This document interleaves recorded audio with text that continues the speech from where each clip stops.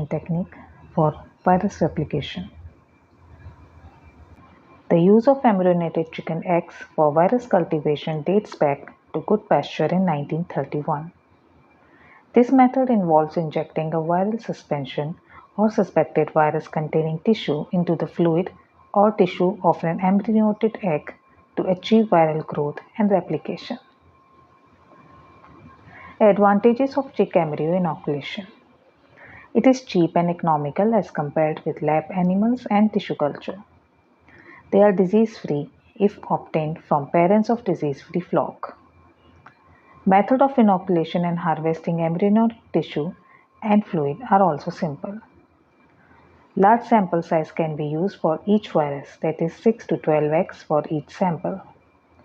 Requires minimum space for incubation, no manpower for cleaning, feeding and watering.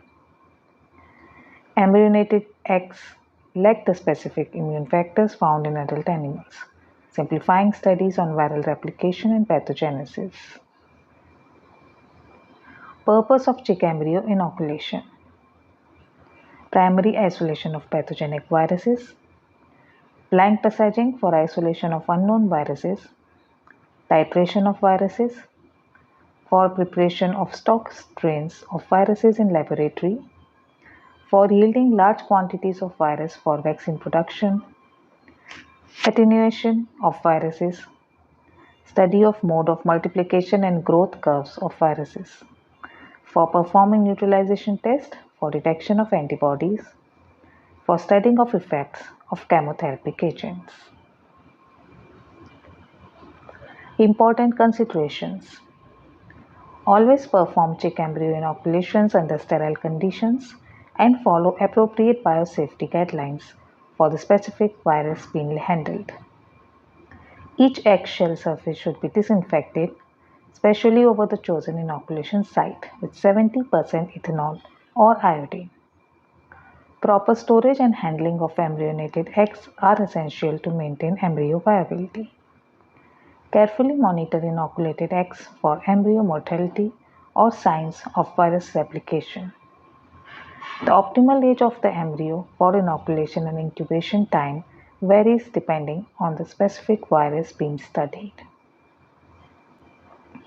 General steps for chick embryo inoculation includes selection and incubation of eggs, candling for egg embryo visualization, marking, virus inoculation, harvesting of virus, and isolation of virus.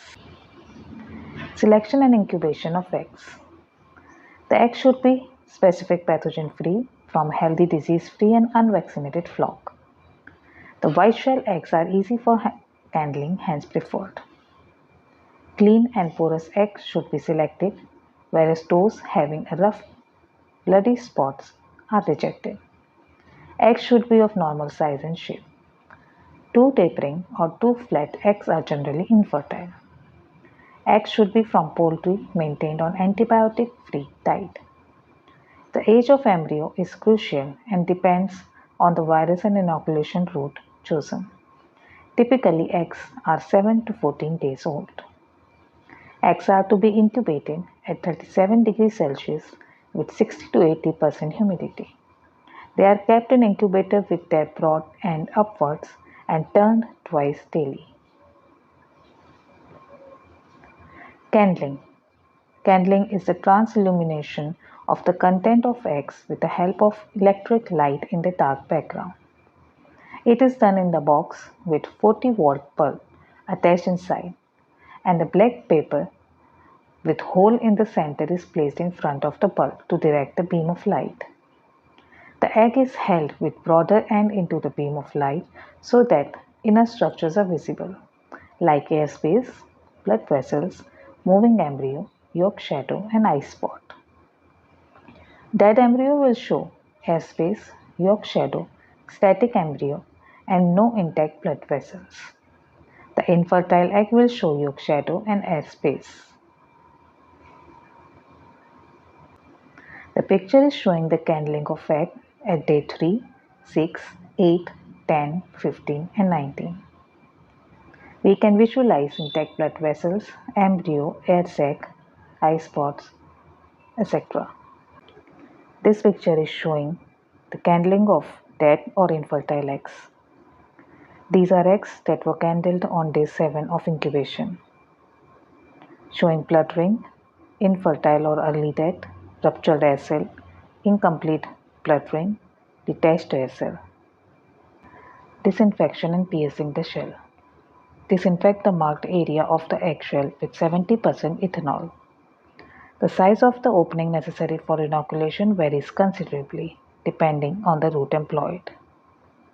Sterile drill or egg punch is used for making simple holes. Hole segments may be cut from shell with a rotating carborundum disc. The segments are then removed gently with a sterile scalpel. Whatever the size of opening, the actual drilling process should cut through the shell only, leaving the shell membrane intact. The picture is showing the process of piercing through egg punch and dental drain. Various methods of inoculation include allantoic method, candle a 9 to 11 day old embryo, disinfect the egg thoroughly with 70% ethanol, mark the airspace and a suitable area 1 cm below the airspace free of blood vessels and away from the eye spot. Drill the hole through the shell over the marked area, over the shell without damaging the underlying shell membrane.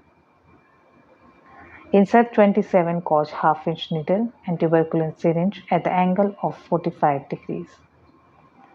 Aspirate the little fluid to confirm that the needle has passed through the allantoic cavity.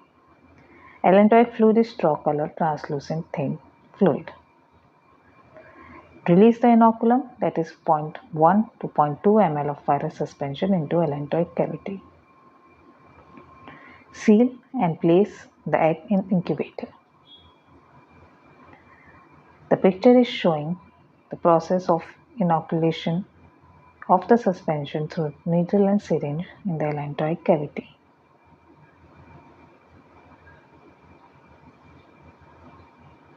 Advantage of this method.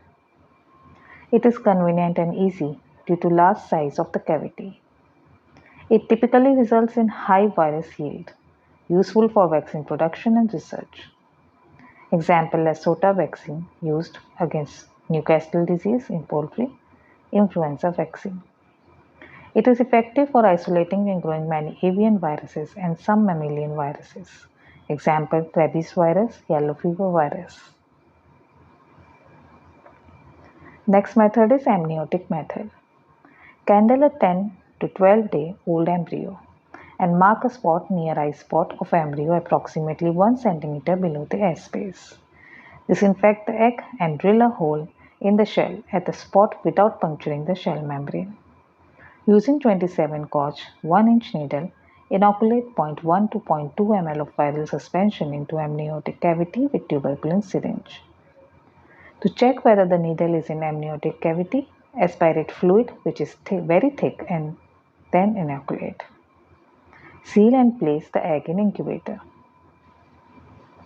The advantage of this method is that due to swallowing movement of embryo, the virus comes into direct contact with mouth and respiratory system of embryo and produces lesions. Other viruses can be directly absorbed through skin. Used for primary isolation of influenza and mumps viruses. Growth of virus is detected by hemagglutination. Next method is chorioallantoic membrane method. Candle 10 to 12 day old embryo. Disinfect the egg surface. Mark 2 spots on the egg. One spot on side of the egg free of blood vessel and other over the center of airspace. Apply spirit and drill the hole using 16 gauge needle on both the spots. Scrape off shell membrane gently without puncturing it at the side spot, whereas puncture through shell membrane at the top spot of the eggshell. Keep the egg horizontal with the help of rubber ball placed over hole of the air sac. Suck out the air. This will cause artificial air sac below the hole on the side of the egg. By holding artificial sac upwards, inoculate 0.1 to 0.2 ml of virus using half-inch 27 gauge needle and tuberculin syringe onto artificial air sac. Seal and place the egg in incubator. The procedure is showing how the artificial air sac is generated on the side using the rubber plug over the air sac, sucking out the air. Advantage of this method: POC formation and quantification can be used for POC or plague counting assay for those viruses which show lesions. Study of viral pathogenesis, that is, allows for the study of how viruses infect and cause disease on the CAM tissue, including tumor formation by transformed cells. Potential for vaccine and antiviral development, useful for screening potential drugs or therapies against viral infections that replicate on the CAM, example pox and herpes viruses. Next method is yolk sac method. Candle a 5 to 7 day old embryo, disinfect the egg surface, mark the eye spot of embryo, and on the diametrically opposite area mark spot over the yolk shadow in the area devoid of all blood vessels. Apply spirit and drill hole in the shell over yolk shadow without puncturing the shell membrane. Insert the needle directly into the yolk sac. To check whether the needle is in yolk sac, aspire little of the content. If yellow yolk is seen, inoculate the virus suspension into yolk sac. Seal the hole and place the egg in the incubator.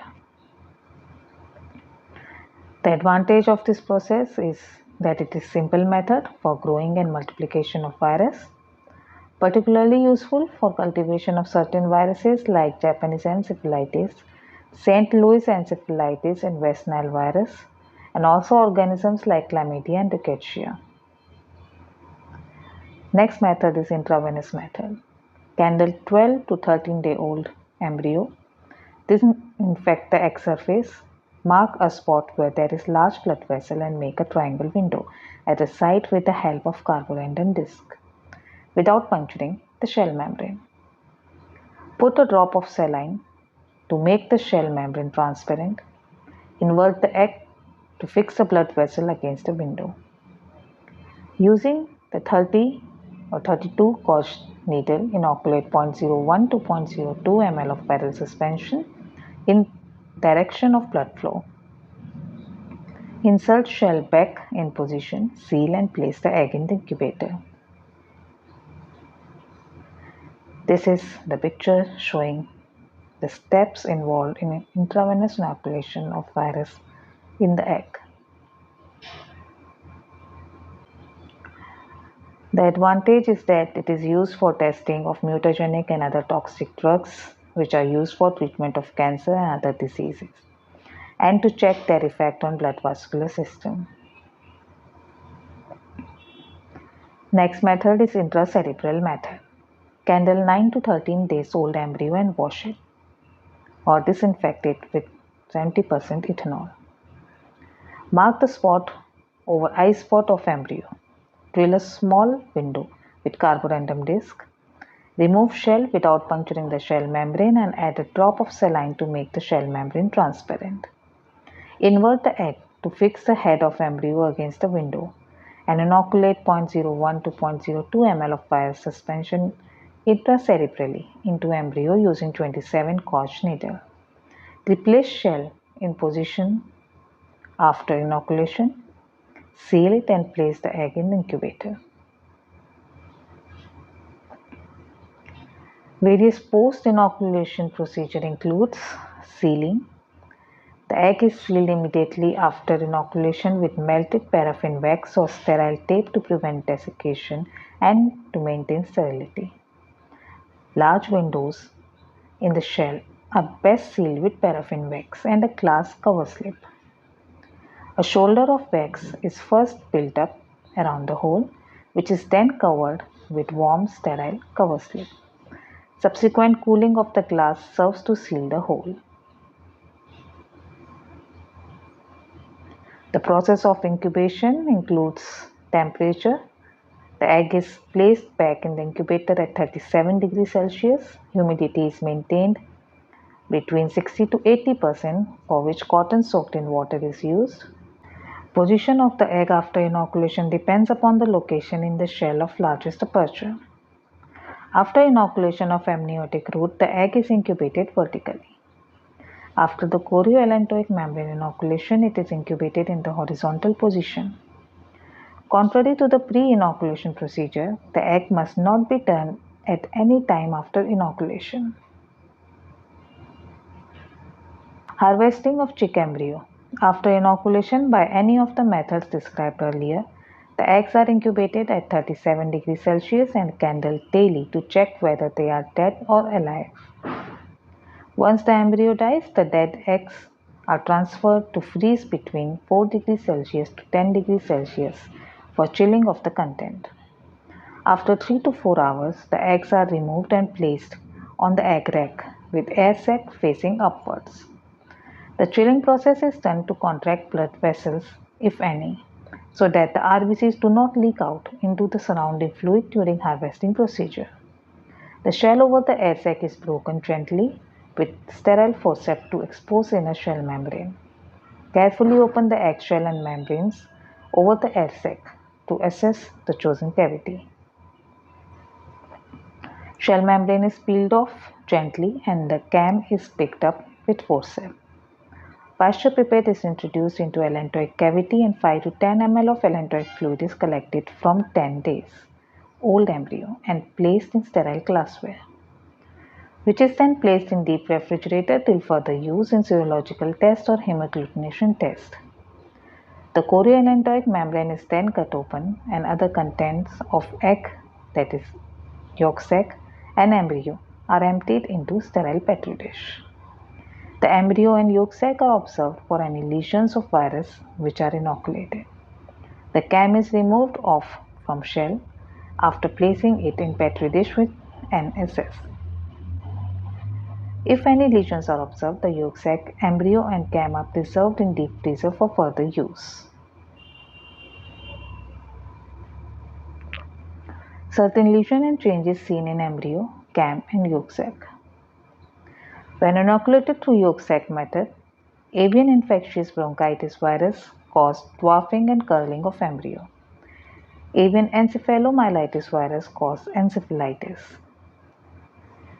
Via chorioallantoic membrane route, orthopox viruses produce pox lesions. Via amniotic route, influenza virus produce hemagglutination. Via allantoic route, influenza virus and Newcastle disease virus cause hemagglutination. Via intravenous route, blue tongue virus produce that of embryo.